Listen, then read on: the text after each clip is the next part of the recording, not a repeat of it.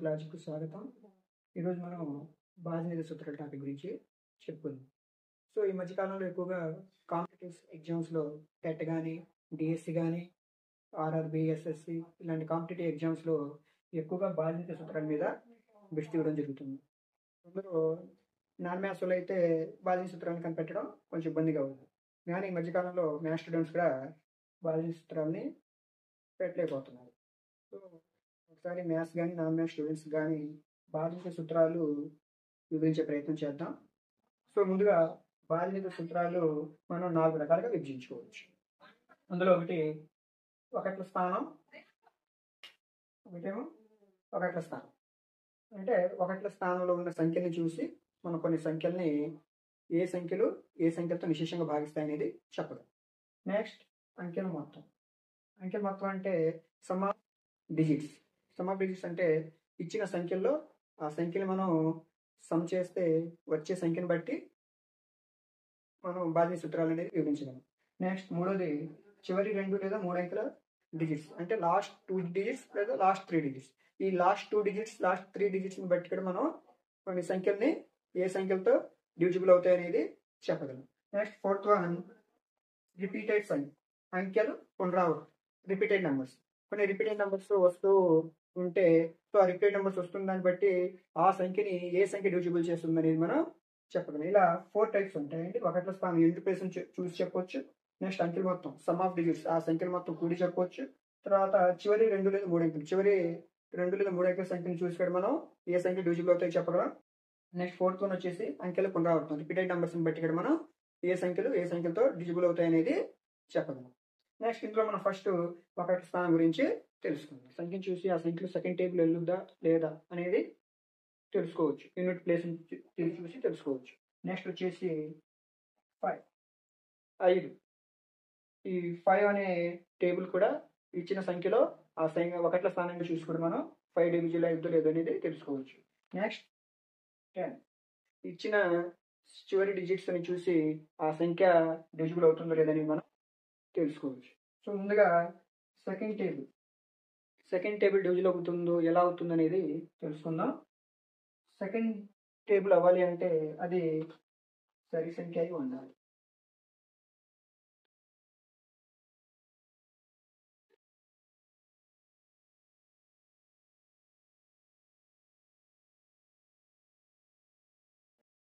ఉండాలంటే even numbers అయి ఉండాలి. సో ఈవెన్ నెంబర్స్ అనేది మనం ఎలా తెలుసుకోగలం? చివరి యూనిట్ అనేది యూనిట్ ప్లేస్ అనేది 0 కానీ 2 కానీ 4 కానీ 6 కానీ 8 కానీ ఈ 5 నంబర్స్ యూనిట్ ప్లేస్లో ఉన్నట్లయితే ఆ సంఖ్య అనేది 2తో డివిజిబుల్ అవుతుందని చెప్పగలం. ఫర్ సపోజ్ ఎగ్జాంపుల్ చూసుకున్నట్లయితే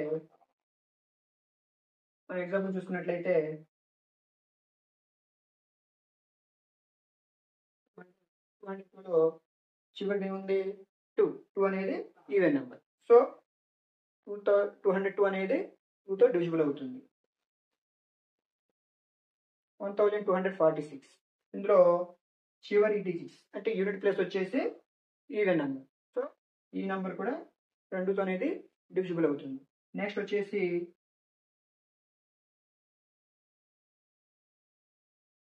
4668. సో ఇందులో యూనిట్ ప్లేస్ వచ్చేసి ఈవెన్ నెంబర్. సో ఇది కూడా 2తో డివిజిబుల్ అవుతుంది.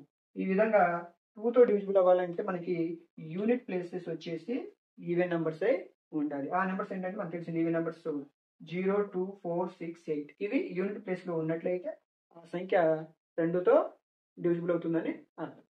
ఇప్పుడు 5 డిజిట్స్ అంటే 5 టేబుల్ ఎలా ఏ సంఖ్య యూనిట్ ప్లేస్ చూసి 5 టేబుల్ అనేది ఎలా అవుతుంది అనేది చూద్దాం ఇప్పుడు మనం. సో ఒక సంఖ్య తీసుకుందాం. 5005లో యూనిట్ డిజిట్ ఏముంది? 5 ఉందంటే ఇది 5తో డివిజిబుల్ అవుతుందని అర్థం. ఇంకోటి 21225. సో యూనిట్ ప్లేస్ అనేది ఏముంది? 5. సో ఇది ఇక్కడ 5తో డివిజిబుల్ అవుతుంది. ఇందులో 5తో డివిజిబుల్ అవ్వాలంటే యూనిట్ ప్లేస్ అనేది 5 కానీ 0 కానీ ఉండాలి. యూనిట్ ప్లేస్లో 5 కానీ 0 కానీ ఉంటే అది 5తో డివిజిబుల్ అవుతుంది. 2000 ఉంది, యూనిట్ ప్లేస్ ఏముంది 0, సో ఇది 5తో డివిజిబుల్ అవుతుంది. 3120, ఇందులో 0 అనేది యూనిట్ ప్లేస్ కాబట్టి ఇది కూడా 5తో డివిజిబుల్ అవుతుంది. యూనిట్ ప్లేస్లో 0 ఉన్నట్లయితే ఆ సంఖ్య 10 టేబుల్తో డివిజిబుల్ అవుతుందని అర్థం. సో యూనిట్ ప్లేస్ ఒకసారి తీసుకుందాం. 3140 తీసుకున్నట్లయితే 3140 తీసుకున్నట్లయితే ఇందులో యూనిట్ ప్లేస్లో ఏముంది 0, సో 0 ఉంది కాబట్టి ఇది 10తో డివిజిబుల్ అవుతుంది. ఇంకోటి 3410, ఇందులో యూనిట్ ప్లేస్లో ఏముంది 0, సో ఇది కూడా 10తో డివిజిబుల్ అవుతుందని అర్థం. ఈ విధంగా యూనిట్ ప్లేస్లో 0 ఉన్నట్లయితే, యూనిట్ ప్లేస్ 0 ఉంటే అది ఎంత పెద్ద సంఖ్య అయినా సరే అది 10తో నిశేషంగా భాగిస్తుందని అర్థం, అంటే డివిజిబుల్ అవుతుందని అర్థం. ఈ విధంగా యూనిట్ ప్లేస్ చూసి మనం 3 టేబుల్స్ని చెప్పవచ్చు. సో ఒకటి వచ్చేసి 2 టేబుల్, ఇంకోటి 5 టేబుల్, ఇంకోటి 10 టేబుల్. 2 టేబుల్ ఎలా అంటే యూనిట్ ప్లేస్లో 0 కానీ 2, 4, 6, 8. 5 అవ్వాలంటే యూనిట్ ప్లేస్లో 0, 5. 10 అవ్వాలంటే యూనిట్ ప్లేస్లో 0.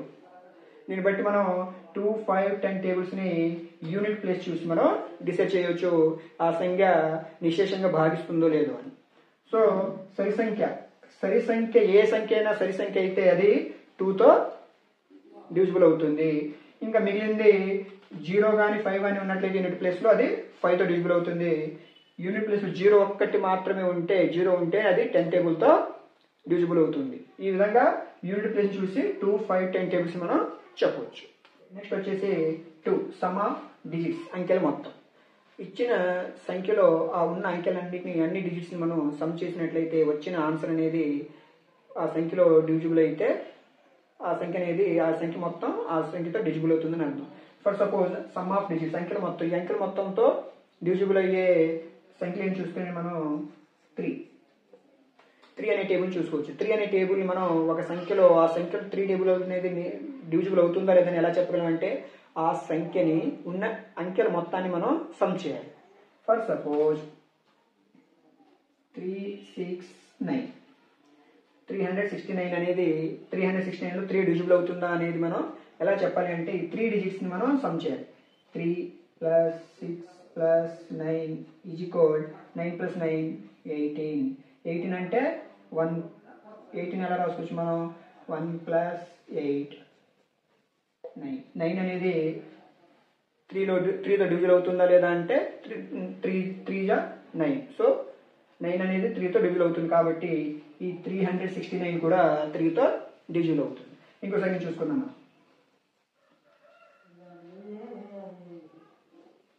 3462. దీన్ని మనం సమ్ చేసినట్లయితే 3 + 4 + 6 + 2 10 15. 15ని 1 + 5 = 6. 6 అనేది 3తో డివిజిబుల్ అవుతుందా అంటే 2 3 3 2 6. సో ఈ సంఖ్య కూడా 3తో డివిజిబుల్ అవుతుంది. ఈ విధంగా సమ్ ఆఫ్ నెంబర్స్ చూసి మనం 3 టేబుల్ని చెప్పవచ్చు. ఇలాగే 3 టేబుల్తో పాటుగా ఇంకో టేబుల్ని కూడా మనం సమ్ ఆఫ్ డిజిట్ చేసి చెప్పొచ్చు. ఆ టేబుల్ ఏంటంటే 9th టేబుల్. ఆ టేబుల్ 9th టేబుల్. 9 టేబుల్ కూడా ఈ విధంగానే సమ్ ఆఫ్ డిజిట్ చేయాలి. ఫర్ సపోజ్ 999 ఉన్నట్లయితే మనకు తెలిసిందే 999 కాబట్టి 9 అనేది డివిజిబుల్ అవుతుంది. ఎలా అంటే 9 + 9 + 9 = 27. దీన్ని కూడా 2 + 7 చేసినట్లయితే 9. 9 అనేది 9తో డివిజిబుల్ అవుతుంది. సో ఇంకో సంఖ్య చూసినట్లయితే 27 మనం చూసినట్లయితే 2 + 7 = 9. సో ఇంకో సంఖ్య మనం చూసినట్లయితే 333 9తో డివిజిబుల్ అవుతుందా లేదా ఎలా తెలుస్తుందంటే 3ని మనం ప్లస్ చేసుకుంటూ వెళ్ళాలి. 3 + 3 + 3 9. సో ఈ సంఖ్య కూడా 9తో డివిజిబుల్ అవుతుంది. 27 కూడా 3తో డివిజిబుల్ అవుతుంది. 999 కూడా 9తో డివిజిబుల్ అవుతుంది. ఈ విధంగా మనకి 9తో డివిజిబుల్ అవ్వాలి అంటే ఫస్ట్ మనం చేయాల్సింది ఏంటంటే సమ్ ఆఫ్ డిజిట్స్. ఆ సంఖ్యలన్నింటినీ మనం ప్లస్ సమ్ చేసినట్లయితే ఆ సమ్ చేసినప్పుడు వచ్చే ఆన్సర్ ఆ సంఖ్యతో డివిజిబుల్ అయితే ఆ ఇచ్చిన సంఖ్య కూడా డివిజిబుల్ అవుతుందని అర్థం. సో సమ్ ఆఫ్ డిజిట్స్ అంకెల మొత్తాన్ని మనం ఏ టేబుల్ చూసుకోవట్లయితే అంటే 3 టేబుల్ 9 టేబుల్. ఈ 3 టేబుల్ 9 టేబుల్ని మనం సమ్ ఆఫ్ డిజిట్స్ ద్వారా చూడవచ్చు. ఓకే, మూడోది లాస్ట్ 2 ఆర్ 3 డిజిట్స్, చివరి 2 లేదా 3 అంకెలు. సో మనం ఒక సంఖ్యలో చివరి 2 అంకెల్ని చూసి లేదా చివరి 3 అంకెల్ని చూసి మనం ఏ టేబుల్ని డివిజిబుల్ అవుతాయి అనేది చూద్దాం. సో చివరి 2 సంఖ్యలు చూసి మనకి 4th టేబుల్ అనేది డివిజిబుల్ అవుతుంది. అది ఎలాగో చూడండి.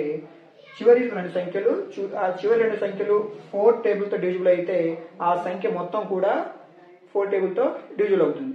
ఫర్ సపోజ్ మనం 412 చూద్దాం. 412 చూసినట్లయితే ఇందులో చివరి 2 డిజిట్స్ అనేది ఏమున్నాయి, 1 2 అంటే 12 అనేది చివరి 2 డిజిట్స్ అనేది 12 అనేది 4తో డివిజిబుల్ అవుతుందా అంటే అవుతుంది. 3 4 జా 12, 4 3 జా 12. సో అది 4తో డివిజిబుల్ అవుతుంది. ఇంకో సంఖ్య చూద్దాం,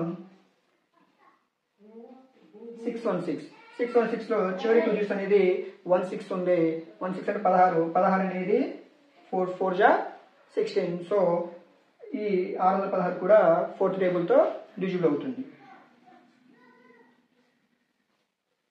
3132లో చివరి 2 డిజిట్స్ అనేది 32 అనేది 4తో డివిజిబుల్ అవుతుంది. 4 8 జా 32, 8 4 జా 32. సో ఇది కూడా మనకి 4th టేబుల్తో డివిజిబుల్ అవుతుంది. ఈ విధంగా మనకి ఎంత పెద్ద సంఖ్య ఇచ్చినా, లక్షల్లో ఇచ్చినా సరే ఆ చివరి 2 సంఖ్యని చూసి మనం ఆ చివరి 2 డిజిట్స్ ని చూసి ఆ సంఖ్య అనేది 4తో డివిజిబుల్ అయితే ఆ సంఖ్య మొత్తం కూడా 4th టేబుల్తో డివిజిబుల్ అవుతుంది. ఈ విధంగా మనకి 4th టేబుల్ని మనం చూడొచ్చు. చివరి 2 సంఖ్యలు 4తో డివిజిబుల్ అయితే ఆ సంఖ్య మొత్తం కూడా 4తో డివిజిబుల్ అవుతుంది. ఇప్పుడు లాస్ట్ 3 డిజిట్స్ చూసి ఏ టేబుల్ అనేది డివిజిబుల్ అవుతుందంటే 8th టేబుల్. మనం లాస్ట్ 3 డిజిట్స్ చూసి చివరి 3 సంఖ్యల్ని చూసి ఆ సంఖ్య అనేది 8తో డివిజిబుల్ అవుతుందో లేదని మనం చెప్పగలం. ఫర్ సపోజ్ ఒక రాద్దాం, 39,248